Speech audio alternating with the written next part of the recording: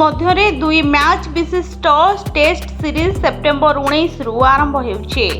एही सीरीज रो प्रथम मैच पई टीम इंडिया पक्षरु दल घोषणा करा जायछे।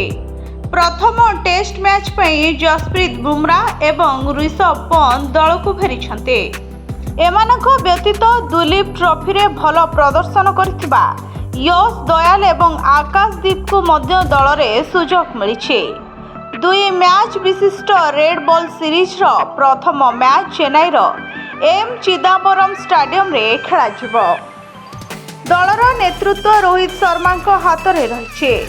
फॉर्म सहित क्रमागत भाव में संघर्ष करुवा श्रेयस आयर बांग्लादेश विपक्ष प्रथम टेस्ट मैच रे सुजोग पाई नाहंती।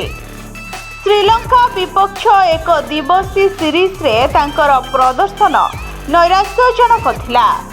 बांग्लादेश विपक्ष प्रथम टेस्ट मैच पई टीम इंडिया 4 जण स्पिनर को अंतर्भुक्त करिछे।